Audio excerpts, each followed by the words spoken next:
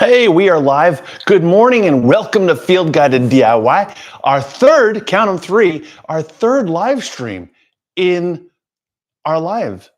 Our life?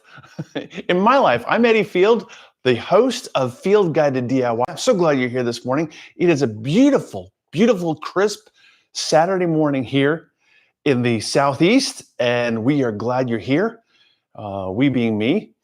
I'm here in my garage alone. We're not here with a studio audience, there's just the garage. And so glad you're here. Field Guided DIY is all about answering your questions about tools, tips, DIY, home repair, home improvement, as well as woodworking, because I kind of do it all. And if we haven't met yet, my name is Eddie Field. I am I'm the son of a general contractor. His name was also Eddie, and his dad's name was Eddie, and his dad's name was Eddie. So, but my dad was a general contractor, carpenter, electrician, plumber, did it all, as well as cabinet builder. And they say that you think you can hurt my feelings? Well, I had to hold a flashlight for my dad. And so that's what I had to do, as I had to hold the flashlight for my dad. And when he was wiring up outlets or receptacles or switches, back in the day, we replaced fuses. And when it wasn't just like a breaker panel where you could just walk over and flick the switch. You had to unscrew a fuse, find the correct amperage for the replacement fuse, and screw it back in. And a lot of times in the dark. So I had to hold the flashlight for my dad. That's how I picked up a lot of what I'm sharing with you today and sharing with you on this channel. I would like to encourage you, if you have any projects coming up, please drop them in the chat. Let me know if you've got a project or even a question coming up. We've got lots of content ideas, but I still want to address what you're facing. And so if you can do that, drop in the chat, drop a question, or even if you folks are DIYers, there are a lot of folks who watch my channel and they've done more advanced stuff than I have. And I love to glean information because that's what this is all about. It's a sharing of ideas, sharing of information. A lot of things that I have an idea on, you have a better idea. So please offer those in the suggestions, offer those in the chat, offer those in discussion, or if you have a comment, on any of the videos, please drop those in as well. They help the channel immensely because they have that dialogue. But what I found is they also help subsequent viewers who read through those comments and say, wow, I never thought of that. And so they're getting information from others just by reading through the comments on the video that I posted. And a lot of times what that leads me to do is a follow-up video for that video that says, well, okay, here's a better way. And now, case in point, the Ryobi string trimmer that I got. On the very first video that I did is how to reload it. So I followed the instructions that came with the Ryobi string trimmer. Don't you know that one of the comments I got for reloading the Ryobi string trimmer was from an engineer who worked for Ryobi? It blew my mind, and he said, you know, Eddie, there's a better way, the way that I designed it. You don't have to, you just have to turn it, line it up, poke the string through, and then turn your crank. You don't have to take the bobbin and the bobbin cover off. I'm like, that's brilliant. So I did a follow-up video, and the follow-up video is helping more folks. Now they tell me that I should take off the first video. No, it's still helpful information, because what if you get the line end caught in there, or if it's tangled up inside the spool? You still need to know how to remove that cover. So that's why both videos are on there. The original video as well as the follow-up video that one of the viewers suggested that is a better way. So if you know of a better way for me to do something, drop that in the comments as well. I'd love to glean information for you. And what I'll do is I'll do a A/B comparison. I'll say, okay, here's Elmer's glue and here's Loctite. So today I'd like to talk about tools. I've got a lot of questions and a lot of comments that say, well, specifically, I did a video on the hidden bookcase doorway. If you saw that video, thank you. I appreciate that. That was just a fun little project. And my wife said, you want to shoot it? Shoot it. If you want to, she said, if you want to build it, yeah. If you want to film it, sure. And she said, I never thought it would take off like it is. So evidently, it's a cool thing that people are looking how to do. So if you've seen that video, the majority of the comments that I get are, yeah, if I had that high dollar tool, I would be able to do that as well. So today I want to talk about you don't have to have a high dollar tool in order to accomplish some of the things that we're churning out in Field Guide to DIY or you see on other channels. So I want to talk about those alternatives. Let's see. So let's start off with the chop saw. Can you come over here? It might get a little bumpy, might get a little loud. We'll see. Oops, sorry. So this is a Bosch compound miter saw. And what it does, the reason I like it is because of this little extension right here. A lot of times you have to have the real estate that goes through the wall in a radial arm saw. The radial arm saw has an arm that goes back past, but this uses two hinges. Now, this will set you back about $600, $650 for this model. If you don't have $600 to $650 for this model, then there are different options you can have. See, largely when I go and I want to make a cut, I make a cut at 90 degrees. It's just set up right now for a 90 degree down, 90 degree. So it's not at an angle this way and not at an angle this way. That's why the compound miter saw. It does two angles at the same time. But what you can do, if you don't want to invest $650 in a Bosch MSC 12 SD, is you can get a regular circular saw and make that same cut. You just, let's go down a little bit. Whoop. And we could just run our circular saw across and make that 90 degree cut.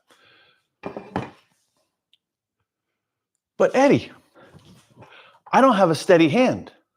And sometimes my straight cuts are not the straightest cuts in the world. Sometimes they're, well, the blade is going to give you the ability to make a straighter cut.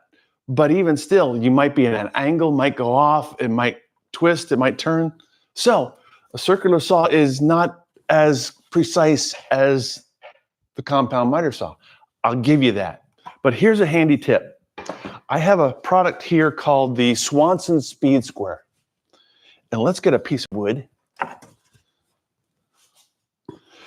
What I can do is I can use the Swanson Speed Square as a fence and ride the base plate, that is this metal part right here, along the Swanson Speed Square and get a straighter cut that way. Let's go down a little bit. Okay. So let's say I want to make my cut there. I can put my fence in position, line it up, and of course, put my fence where I'm going to have the blade cutting back in here. Notice I'm pointing at the blade and touching the blade, but there's no battery in the pack. So in case you're wondering, this guy's going to cut his finger off. No, I'm not going to cut my finger off because there's no charge, no juice, no vroom vroom. But what I can do is I can ride the sled or the base of the circular saw along the Swanson Speed Square and get a straight, true 90 degree cut. Well, let's say let's say I don't want a 90 degree. I want a 45. Well, I could just swing that around, and now I can make my cut. Once again, using the Swanson Speed Square as my fence right along that way. And this way I'm making a 90-degree cut or a 45-degree cut with a circular saw without dropping the $650 for the Bosch 12-inch blade compound miter saw. I hope that helps. That's just one tip. Let me offer you another. Down on the floor over there, I've got a Delta drill press.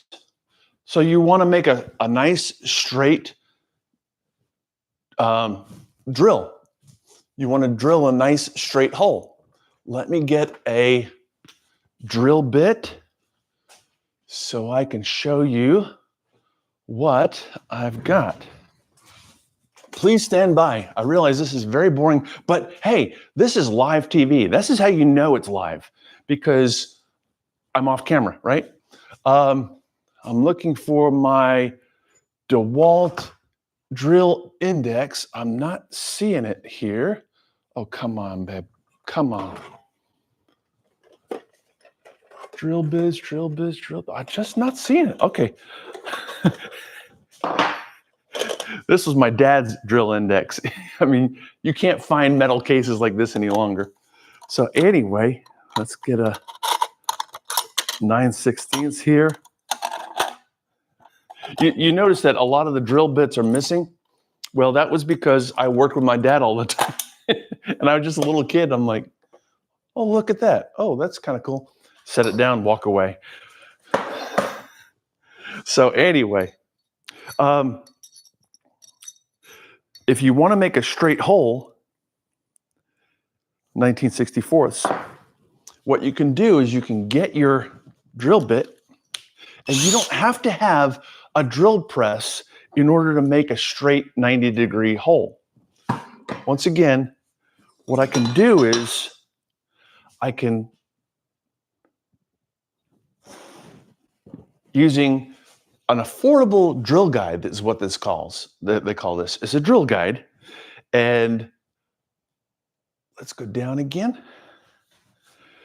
And what I can do is I can find out the depth of this and say, okay, well, I'm going to have it right there. This hardened steel is going to require me to stay straight. And so that when I drill my hole, I don't start it until I get in the hole.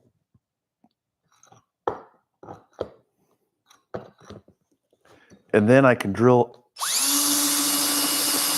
a perfectly straight hole. This is a neat gizmo because it will actually drill at a corner. This is a 45-degree, so I can actually drill at an angle. Use the cutout that they have provided, and then drill my hole at an angle. So once again, I'm drilling straight holes with this drill guide without a $200, $300 and up drill press. So a lot of times, I understand you don't have either the money, but also a lot of times you have a 1-car or 2-car garage that you have to get 2 cars in there. So you don't have the real estate either that a lot of these bigger tools take up.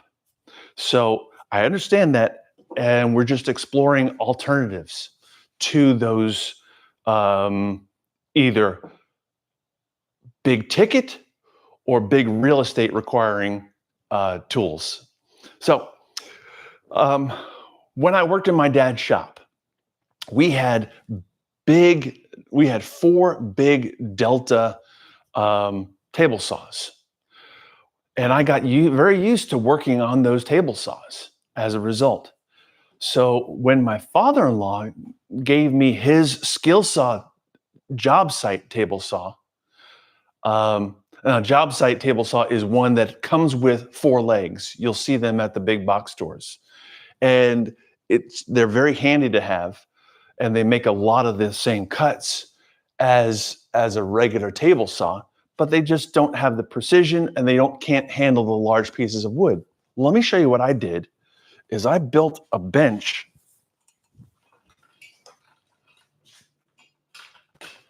As we scoot around here, I built a bench that holds in my job site table saw. You're going to recognize it right away. This is just a regular job site table saw.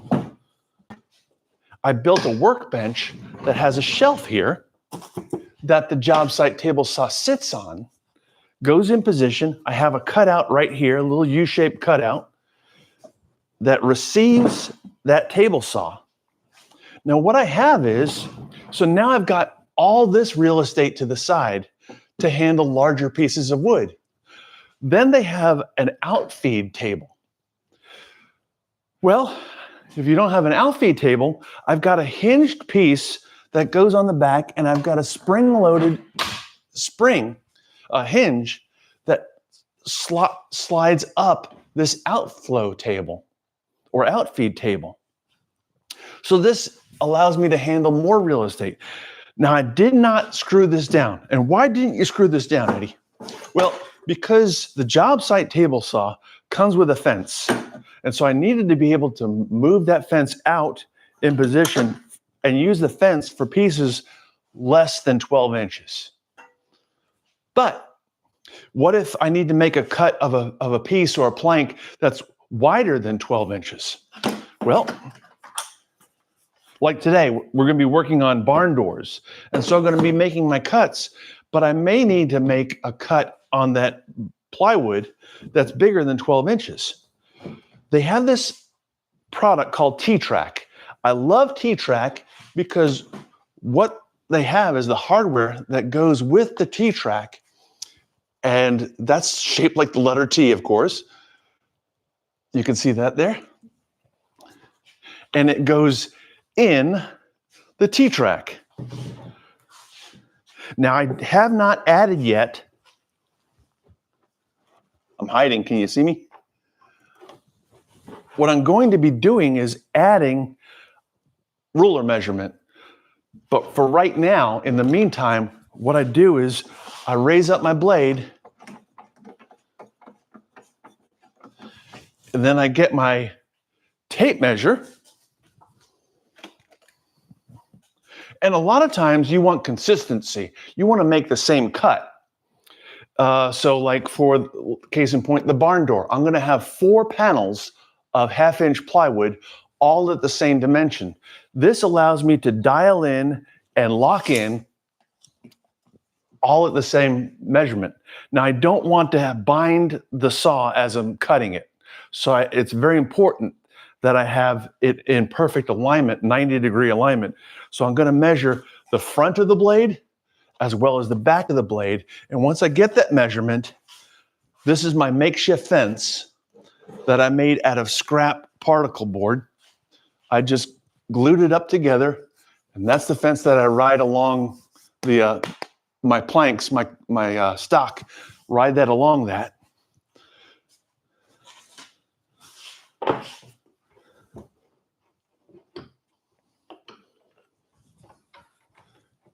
That in there.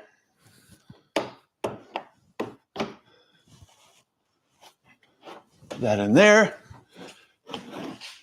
Get my measurement. That's going to be 27.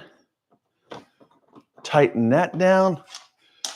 Check the back of the blade. That needs to come in a full 16th. Tighten that down.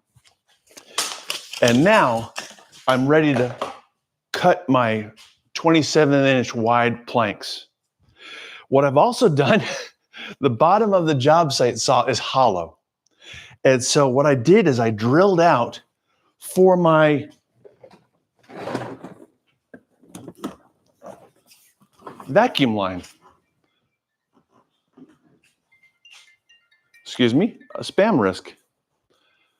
I've been getting so many of these lately. I cannot stand it. Do you get spam phone calls? Drives me nuts.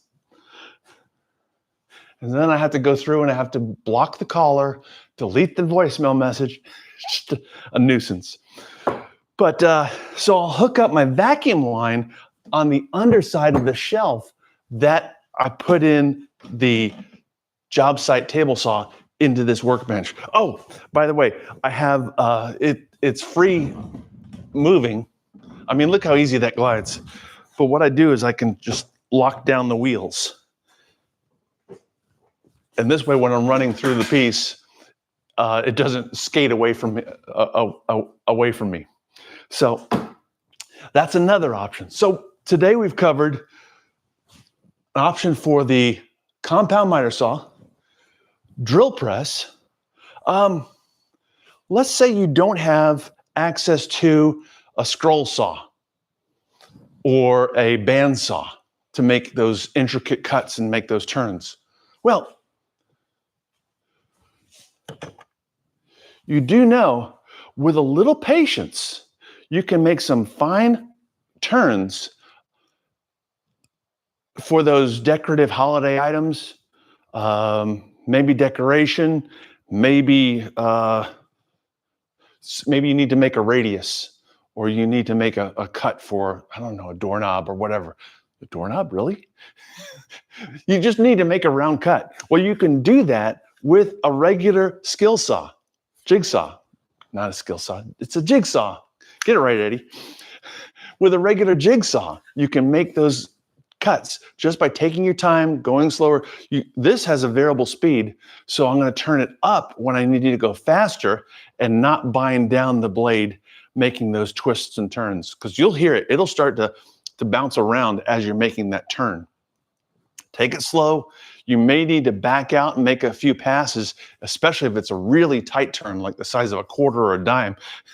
You're going to really need to come out, okay, let that piece cut out, and then sand out all the starts and stops afterward. So let's see. That's all that come to mind right now. If you have any suggestions, drop those in the chat, drop those in the comments as well. But I just wanted to offer up to you a few alternatives to having crazy expensive or crazy massive tools. You can get it done. You know you can. And the more you do it, because, okay, let me just inspire you right now. The more you do this, the more you're going to save money around your house. But this week, this Tuesday, I had the day off. And so I churned out an entryway table for my daughter and my son-in-law for their new house. A friend of mine commissioned a carpenter $300 to make that table. And here I churned it out in an afternoon. Now, it took me a little bit longer, but I thought, there are folks who watch Field Guided DIY who might be looking for a side hustle, might be looking for a little extra income. And what you can do is you can, I don't know if you have flea markets or festivals. Here we have like the Strawberry Festival, the Pumpkin Festival, the Azalea Festival. We've got all these festivals. And guess what? These merchants who are doing woodworking, they show up for these festivals with just a slew of their product, whether it be tables or shelving or frames or whatever.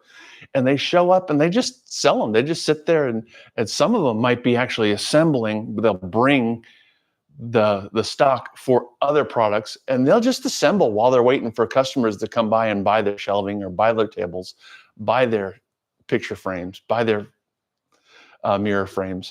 And they'll be just assembling because they're not just wasting their time. They're actually working as well. And they're getting a side hustle. So they'll make a bunch of product during the course of the week. And on that Saturday, they'll go out to the Azalea Festival and they'll sell it. And they make bank. They really do. So I don't know, maybe this will inspire you to look for a little added extra income at your local festival or flea market or fair. So anyway, just wanted to offer that. If it helps, let me know, and drop it in the comments below. I've enjoyed chatting with you. I look forward to the next time. Tune in next time to Field Guided DIY. We'll see you later.